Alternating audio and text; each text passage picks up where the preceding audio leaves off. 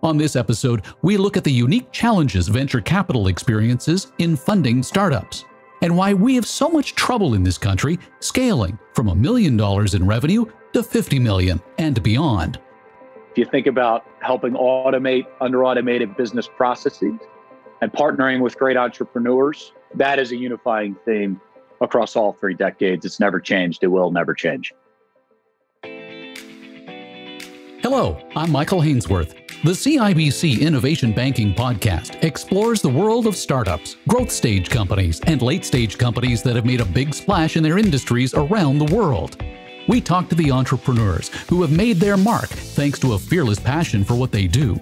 And through the lessons they've learned, we learn how to be better at running our own businesses, engaging our own clients, and exploring new ways of thinking about the innovation economy.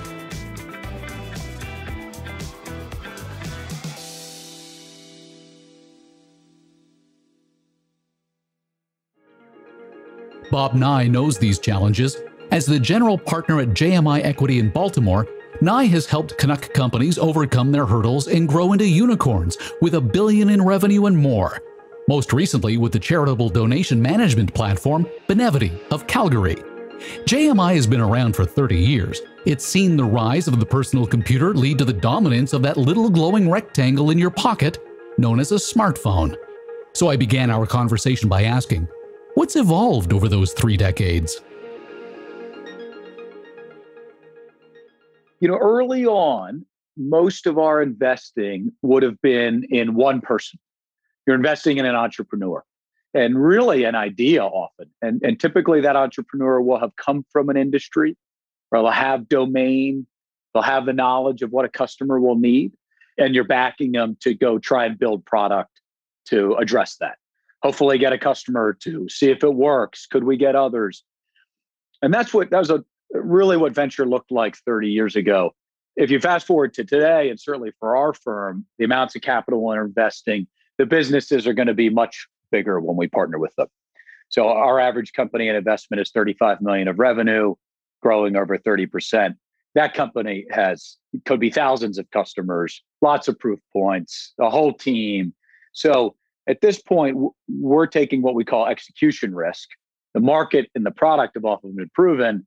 Now we need to go execute together with that entrepreneur. That's very different than earlier stage venture where you're taking all the risks. Is the product good? Is the market interesting?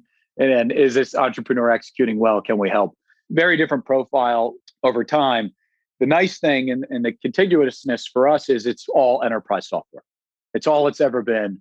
And if you think about helping automate under-automated business processes and partnering with great entrepreneurs, that is a unifying theme across all 3 decades. It's never changed. It will never change. And 20 years ago, you decided Canada was a destination for your investments. Why? It felt like a secret back then. There was a lot less technology, a lot fewer software firms in Canada, less capital, certainly. We'd see companies up there. There was a number of very early successful businesses, but we found a great company, a good leader. And that's what it always is. You find a good company that's being successful in an area. You go decide whether you think that's compelling. Business happened to be based in Toronto, which is very natural. Since then, we've invested in 3 provinces, over 15 businesses, well over 500 million of investment. It's not a secret. If there's a great software company in Canada, you're competing against the best investors in the world to be the capital provider for that company. It's completely changed over that time period. So then what do you see as the unique challenges of investing in Canadian companies? Early on, the products, technology, great technical talent would build really good product that solved needs, that worked well, that was easy to implement. And Canadian companies often had a harder time figuring out, how are we going to go to market? How are we going to sell this product? Often that market's in the US. So great technical talent, good product, less experience in sales and marketing. And that was very true 20 years ago. I'm not so sure today. There's a lot of really good executives, sales executives, marketing executives, talented operators in Canada today. So I think that narrative has changed a ton over that period of time. But early on, it definitely was a question. Could you bring in talent from the US that could help that? Or would you build additional offices in the US to drive go-to-market? You'd have development, R&D in Canada, and you'd figure out distribution in the US. That's a lot less likely today. We have, a company in Calgary, large company. No one's talking about, oh, we need to build US headquarters to do distribution and sales, or we need to have other arms to do that. That's not a conversation that's typical. It would have been 20 years ago. So then how has the story changed? What's new with the story? Or is it a function of it's a virtual border, not a physical border anymore, and there really isn't a difference between investing in a Canadian company versus an American? Great point. So I think it's two different things. What you just said there is 100% correct. But I would go back one step, which is it's been the success. There have been a lot of successful companies. It's a much more mature market. Those folks go on to do other things. I had a great run at this software company. I'd now like to go found one and create wealth for my family and create opportunity. And I'll go try it. And then the next one. And then I get someone who's done it before. So it's an ecosystem. And I think if you look, we have multiple companies with approaching 1,000 employees, and we are certainly not the only one. So that ecosystem has matured. People see the success, their ambitions grow. Wow, we could build a much bigger company. We don't have to sell early. So I think that is absolutely something that's changed. Second point you made is the virtual border. And I travel a ton to Canada. Obviously, during the pandemic, it hasn't been the case, but somebody from JMI is in Canada every week. And so we look forward to being able to get back to that. I think it's incredibly fluid. There's not really a difference to me if I was going up to Boston or I'm going to Toronto. It's the same flight time. It's the same process. It's the same cultural environment. I totally respect that there are differences, but as a business person partnering with the companies investing, I don't find it difficult at all. And I don't really hear that talked about like you might in Europe. If you're a US firm and you're investing in Paris, you're investing in London, you're going to be a lot more sensitive to those issues. And you could get them right, you could get them wrong. When we're in Canada, it's very seamless. I do view it as a virtual border. And I think that only is going to be increased now. We're all used to working remotely. It's gotten much easier. I think it's going to be a positive for Canada. Helping a company grow into a unicorn, or a narwhal as the Canadian equivalent might be, is tough. And some unique challenges in the Canadian mindset make it tougher. But recently, Calgary's Benevidi pulled it off. Its CEO even announced the milestone to his employees by wearing a unicorn costume. I think you sort of touched a little bit on this and intimated about your relationship with the cloud software startup Benevidi. Tell me about that relationship. Well, what a wonderful business. We're so proud to have been a small part of it. Brian de Lottenville, the founder, he obviously became a business partner, has become a great friend. I'll never forget, I was in Florida on a trip at the time, and we were looking in that industry, and one of our associates got Brian on the phone, thought it was so interesting what they were doing, and said, "Don't worry, I'll have a partner there for lunch tomorrow." He called me and he said, "Great news. I've got it's just an awesome company. You're going to have lunch. I've got you set up with the CEO founder tomorrow. It's going to be great." I said, "That's great. Where's the company?" He said, "Calgary." I said, "I'm in Florida. I don't know if I can get to Calgary tomorrow for lunch." And luckily I figured it out because it ended up being an incredibly important meeting for us. We met Brian, and Brian had been a multi-time successful operator in many businesses, but this had really been a passion project for him.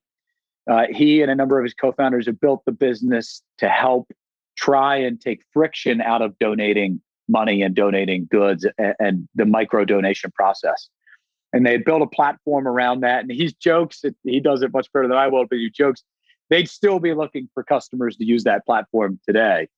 Luckily, they found a number of customers, Nike being an early one, who figured out that it would be really neat to pair their donation capabilities with the employee base and a corporate mission like Nike's.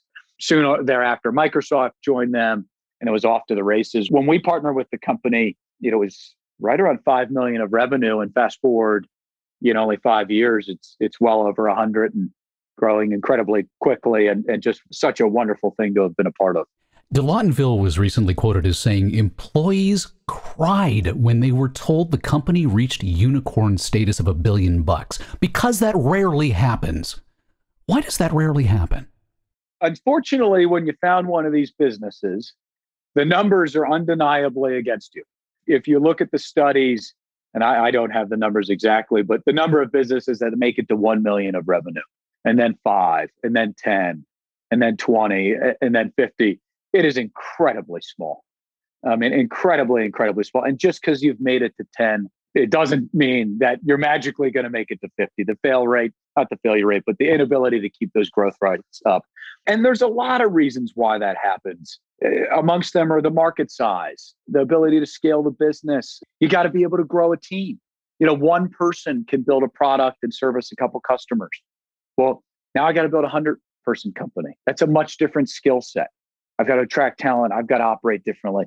Very different skill sets. And so there's a lot of reasons that's stacked against you. And obviously competition being one we haven't spoken about. And so for a company to make it to the size and value they have, it just means so many things have had to go your way and you have had to execute so well against that opportunity.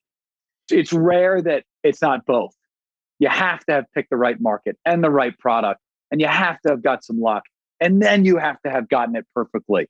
And that Venn diagram of all those things crossing, it's just rare. Those employees should be incredibly proud. And there are some entrepreneurs that will own 100% of the company the day it sells. And that's one mindset and one philosophy. But when you're building these growth companies, it's so neat. Brian is an incredibly generous person. And, the amount of people's lives who've been changed by being an employee and team member at Benevidi is amazing, and I suspect that's one of the things he's most proud of. It is often said, though, that Canadians are great at building startups, but fail at scaling globally. I wonder if you touched on one of the issues, and that is that it's a different skill set when you're talking about a company with $1 million in revenue versus 50 million. What's the solution? It's hard. The traits and skills and characteristics of an entrepreneur that make them successful early are often sometimes the polar opposite of what make you successful later. And when you're early, if you're going to found a business, no one thinks you should do it. No one thinks quit your really good day job that pays you well with stability and healthcare benefits and mortgage your house and work 20 hours a day. So it's against all odds. You have to not listen to people. You have to be dogmatic. This has to succeed. None of the noise is going to get in my head. You have to have incredible customer centricity. We're going to do everything, maniacal focus on customer success. I will do everything to make these first few customers successful and make them reference customers. And I'll also just hire any good people I can find. If you're a talented, high integrity, hardworking person, come join my mission. I will figure it out. I can't get anyone else to work for me. And then what evolves over time is the company starts to get bigger, starts to get real customers. It starts to get sizable employee base. And those skills start to flip. Now I need to listen to all these people, less dogmatic. My ears need to listen out, not in.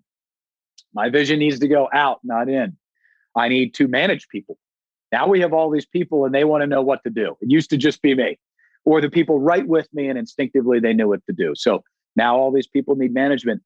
And now, probably most importantly, is the company starts to orient functionally. Early on, everyone's doing everything and everyone knows what's going on. And then over time, you start to organize. We're going to need sales, marketing, R&D, customer success, finance. So we get functionally oriented. And then what happens is founders aren't close to it all. You can't be in touch with everything at that point. And so the key then is you got to go get great functional leaders. And what's tricky about that is those people then know much more, ideally, than the founder, CEO, about their function. Otherwise, you wouldn't hire them. And so now you've got to cede some authority. We've got to let them go do what they need to do in that area. And that's hard because the instincts of the entrepreneur is what has gotten them there. That's what's created the success. And now I'm potentially going against my instincts because things are proven or it's what they've done before. And probably 70 or 80% of it's right. But some of it won't be right for their company. And that's hard to know which part. So there's a lot of reasons it's a difficult path. It's a rare person that has, that self-awareness to be able to turn on the traits that make them successful in one area and make them successful in another area being different. It sounds like you're talking about the founder's dilemma. When is it time to step aside and let somebody else manage the day-to-day or what have you? For you as an investor, how do you sniff out when it's time for that founder to make that move, step aside, appoint a chief executive officer or what have you? You have to take that into consideration, I imagine, when deciding whether or not to open your wallet. These are akin to marriages. I mean, this is a serious financial partnership. We certainly take it very seriously. We represent endowments, pensions, nonprofits, money. And I like to think that the entrepreneurs we partner with take it just as seriously and respect us too. So it's a very serious endeavor you're about to embark on together. And with that in mind, one of the things which I try and do very early, because we're all just humans, is try and take a lot of the drama out of it. I think what happens for founders often, and I completely understand it, is it becomes a very traumatic thing, right? Am I going to be the CEO or not? It's very binary. And what we try and do early is have that conversation early. What is it that you like doing? What do you enjoy? People tend to enjoy things they're good at, and they tend to not so much like things that they're not good at. And so try and have those conversations early when there is no obvious answer. So there's no agenda. It's just setting the framework for how we'll think about this together over time and setting it up so you can have checkpoints. Great. Let's revisit the succession planning. Every company should be thinking about that. And let's revisit it every 12 months or 6 months, whatever the appropriate thing is for a company like that. And mainly, I've often found it's the entrepreneur who comes to us with, I'm really enjoying this. This is going great. This area I'm struggling with. How are we going to complement me, solve this, grow the team? And some percentage of the time, that might be them moving to a chairperson role. Or some percentage of the time, it's we're going to get a great operational leader to help complement you. There's a wide range on that. So there's no one answer, but the main thing is if you can make it an open, honest conversation, I think it goes much better for everyone. To the casual observer, the recent Canadian Venture Capital Private Equity Association announcement was shocking. Despite the pandemic, or perhaps in part because of it, 2020 turned out to be the second best year on record for investing in Canadian-related tech startups. But it was no surprise to Nye.